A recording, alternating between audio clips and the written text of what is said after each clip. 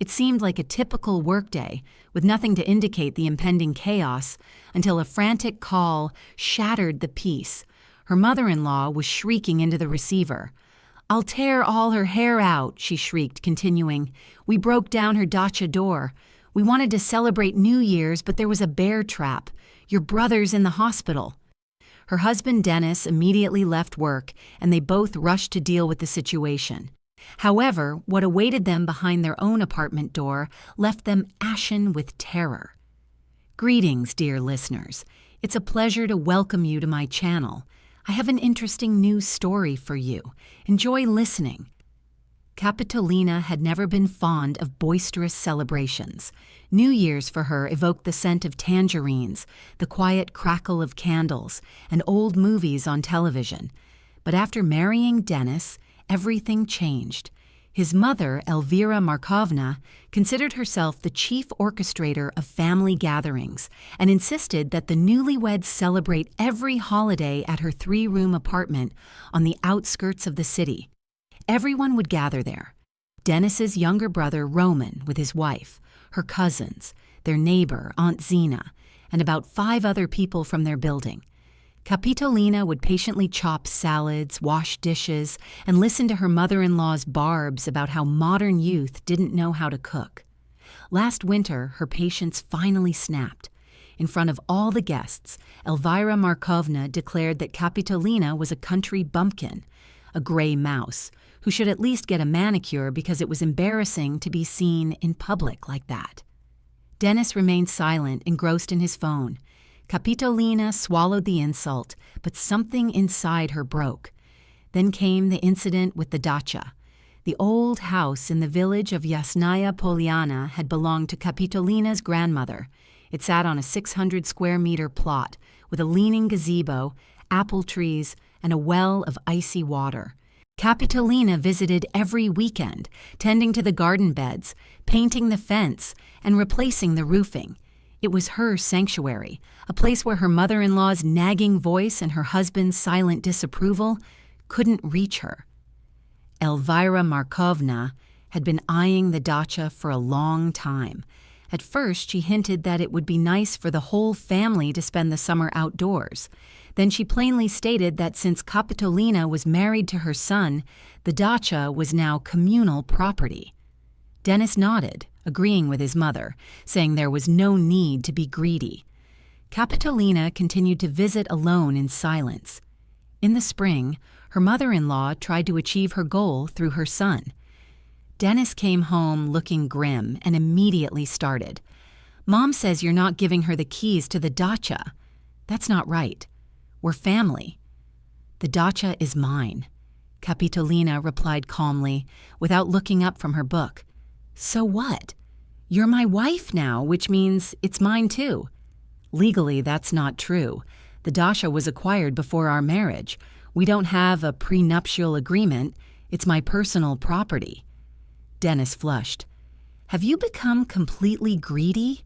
Mom wants to plant a garden. She can buy her own dacha." The conversation ended with Dennis slamming the door. He went to his mother's and didn't return for 3 days. After that, a heavy atmosphere settled in their home. Elvira Markovna called every evening. Dennis's responses were monosyllabic, but Capitolina could feel the tension building. The siege began in earnest over the summer. Her mother-in-law visited every Saturday, trying to tag along to the dacha. She whined about her back hurting, saying she needed to get some fresh air. Capitolina politely refused. Then Elvira Markovna changed tactics, complaining to Roman that her daughter-in-law had become completely insolent and didn't respect her elders. One day, Capitolina returned from the dacha to find that someone had tried to force the lock on the gate. Neighbors mentioned seeing Roman's car.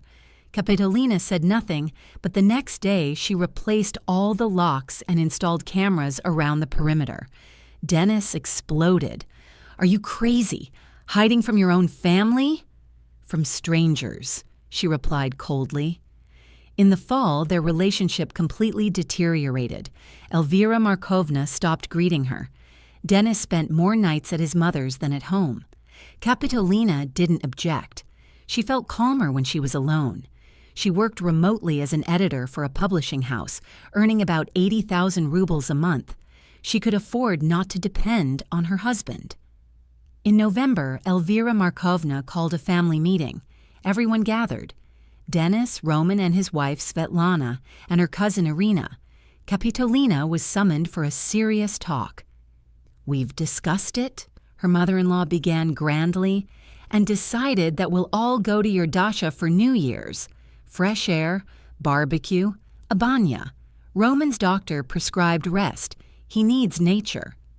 Kapitolina looked intently at her mother-in-law, then at her husband. "No? What do you mean, no?" Elvira Markovna's voice shot up.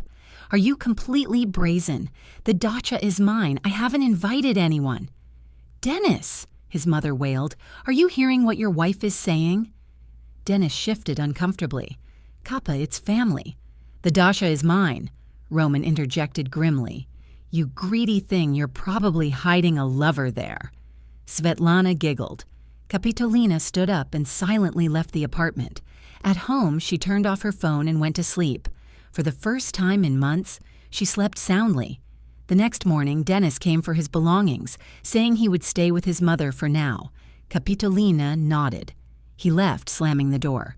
A week later, a message arrived from Elvira Markovna. "We're still going to the dacha for New Year's. It's my right as a mother." Kapitolina deleted it without replying. On December 28th, she drove to the dacha, unloaded bags of groceries, a thermos of tea, and a stack of books from the trunk. She planned to celebrate New Year's alone in peace. She entered the house, looked around. Everything was in its place. She sat by the window with a mug of hot tea and suddenly thought, what if they do come? Elvira Markovna was one of those people who never accepted the word no. She always got her way, through scandals, tears, and manipulation. Kapitolina remembered how her mother-in-law had forced Denis to buy her a new television because the old one didn't show a good picture, how she had wheedled money out of them for an urgent surgery that turned out to be a routine dental appointment, how she had persuaded Roman to take out a loan for her renovations, and she always got what she wanted. Kapitolina finished her tea and went outside. She walked around the property, checked the locks on the gate, the wicket gate, and the shed, and stood by the well. The cold December wind ruffled her hair. Somewhere in the distance, a dog barked.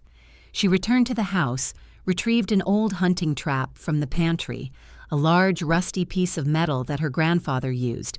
Kapitolina had never understood why her grandmother kept it. Now she understood. The trap was heavy. The springs were tight. Kapitolina took it with both hands and carried it to the entryway. She placed it directly behind the door, carefully camouflaged it with an old floor rag, and cocked the mechanism. The metal clicked ominously. She straightened up, wiped her hands on her jeans. Her heart beat steadily. There was no fear, no doubt, only a cold clarity. Then she packed her things, locked the house securely, and drove back to the city. On the way, she stopped at a roadside cafe, had a coffee, and ate a cabbage pirozhug. The waitress complained about small tips. Kapitolina left her 200 rubles. On December 31st, she woke up late. She made herself some cocoa and sat down in front of the television. New Year's programs were being broadcast. Kapitolina watched absently. Somewhere in the depths of her consciousness, there was an expectation. The phone rang at 1:30 in the afternoon. Elvira Markovna. Kapitolina picked up the receiver and immediately heard a shriek. "Where is she? I'll tear all her hair out." Kapitolina remained silent. Her mother-in-law was choking with rage. "We broke down her dacha door. We wanted to celebrate New Year's, but there was a bear trap. Your brother's in the hospital." "I am not Denis," Kapitolina said calmly. "It's you. You did this on purpose. I didn't invite you. We'll send you to prison for attempted murder. This is my private property. You entered illegally. I was defending my property. How dare you?" Kapitolina hung up. Her hands were steady. She finished her cocoa, opened her laptop, and checked her email. A letter had arrived from the publishing house with a new project. 40 minutes later, there was a banging on the door. Kapitolina calmly walked over and looked through the peephole. Dennis and Elvira Markovna, both red-faced and disheveled.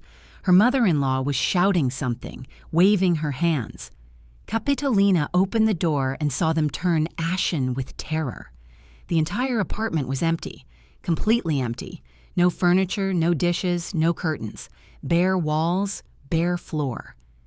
In the corner of the living room stood 2 suitcases and a stack of boxes labeled Charity.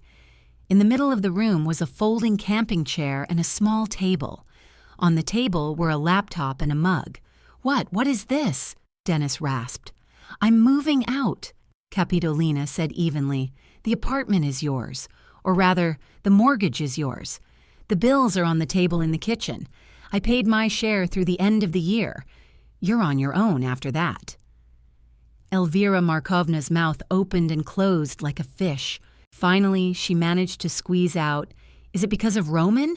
It was just an accident." "An accident is when you come by invitation," Kapitolina replied. "When you break down someone's door and enter their home. This is a crime. We're going to the police." "Go ahead. I installed cameras at the dacha back in the summer. Everything was recorded. How you broke the lock, how you kicked down the door, breaking and entering. I'll file a report, too." Dennis slumped. "Kappa, wait, let's talk." "There's nothing to talk about. I'll file for divorce after the holidays." "Are you crazy? Roman's in the hospital. His leg is injured." "He should have thought twice before breaking into someone else's house," Elvira Markovna wailed. "I'll destroy you. I'll make your life miserable." Kapitolina took out her phone and turned on the camera. "Please repeat that for the record." Her mother-in-law fell silent. Dennis grabbed her by the shoulder. "Mom, let's go. There's nothing for us here." They left. Kapitolina closed the door, turned the key, walked into the room, sat on the folding chair, and opened her laptop. On the screen was an advertisement for a rental. A 1-bedroom apartment in the center for 30,000 rubles a month. Owner. She dialed the number. A pleasant female voice answered immediately. "Hello, can I see the apartment today?" "Certainly. Write down the address."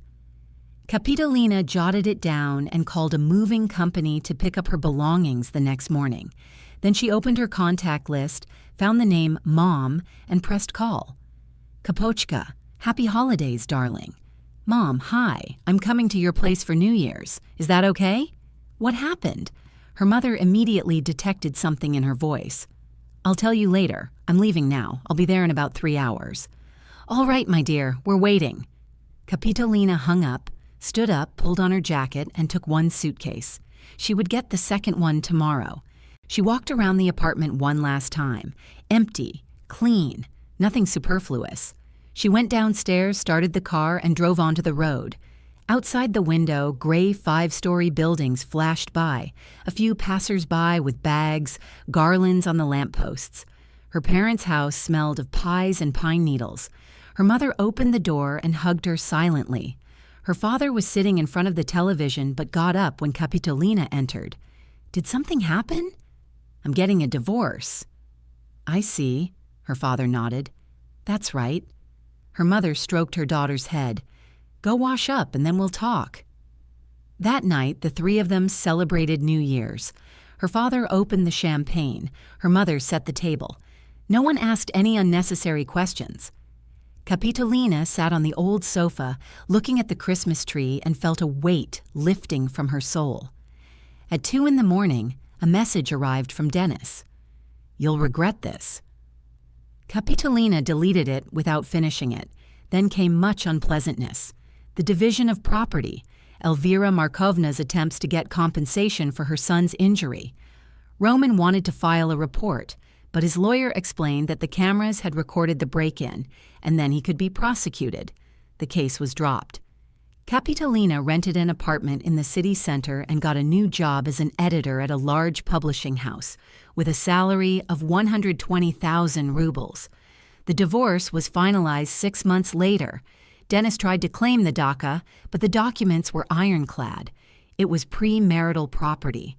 In the summer, she went to the dacha again. As she approached, she felt nervous. wondering if they would try to break in again. But no, everything was quiet. The neighbors said they had seen a car there in the winter. Then an ambulance came, and no one else. Capitolina opened the house. It smelled of dust and mustiness. She threw open the windows, washed the floors, and hung new curtains. She took the bear trap out and buried it in the far corner of the garden under an old apple tree. In August, as she was painting the porch, a car pulled up to the gate. Capitolina flinched, but it turned out to be their neighbor, Uncle Vitya. Capitolina Sergeyevna, a letter came for you at the post office. I picked it up and brought it with me. Thank you. The letter was from a lawyer. Elvira Markovna had filed a lawsuit for moral damages. Capitolina smirked and placed the envelope on the table. She would call her lawyer tomorrow. Towards evening, it started to rain. Capitolina sat in the gazebo, drinking tea with honey and watching the water drum on the leaves. A message arrived on her phone from her mother. How are you, darling? Good. I'm tidying up the dacha. Come over for lunch on Sunday. The neighbor wants to introduce you to her nephew. He's a good boy, works in IT. Capitolina smiled. Mom, it's too early. It's never too early. Life goes on. She put down her phone. The rain was subsiding. Somewhere beyond the trees, a crow cawed. Capitolina finished her tea, stood up, and went into the house. She still had to nail up some shelves in the pantry. A year later, she found out accidentally that Dennis had remarried. Elvira Markovna was overjoyed. The new daughter-in-law turned out to be compliant. 6 months later, the compliant daughter-in-law took all his savings and ran off with her lover. Elvira Markovna threw a tantrum. Dennis started drinking. Roman got divorced. His wife got tired of supporting him and his mother. Capitolina learned about this from a former colleague who lived in the same area. She listened and nodded. I feel sorry for them. Oh, come on, scoffed her colleague. After everything they did to you. Capitolina shrugged. Maybe a little, but not enough for it to matter. In September, she finally agreed to a date with her neighbor's nephew. His name was Kirill. He worked as a programmer, loved hiking, and barely communicated with his mother. She had moved to Spain with her new husband. On their first date, he asked, Do you really live alone at the dacha? Isn't it scary? No, Capitolina smiled. Not at all. What if someone unexpected shows up? She looked at him for a long moment. I have good locks. Kirill laughed. They ordered more coffee. The next New Year's. Capitolina celebrated at the dacha, not alone, but with Kirill. They arrived 2 days before the holiday, stoked the stove, and cleared the snow. Kirill put up the Christmas tree. Capitolina cooked duck with apples. At midnight, they went outside, stood by the gate, and looked at the black sky studded with stars. Kirill put his arm around her shoulders. Beautiful. Yes, Capitolina nodded. Somewhere far away, music wafted. Laughter and shouts could be heard. Here, there was silence. Snow crunched under their feet. The frosty air burned their lungs. Capitolina snuggled closer to Kirill. Warm, peaceful. Right. Shall we go inside? He asked. You'll freeze just a minute more. They stood embracing, looking at the stars. Capitolina thought about how 2 years ago she had come here alone, set a bear trap, and didn't know what would happen next, how she had feared they would return, how she had slowly let go of fear and anger. And now, New Year's, a new person beside her, a new life that didn't have to be shared with anyone by force. Good, Kirill said quietly. Yes, she smiled. Good. They went back into the house. Kirill threw more logs into the stove. Capitolina poured wine into glasses. They settled into the old armchairs, covered themselves with blankets. Snow fell outside the window. The logs crackled in the house. Silence.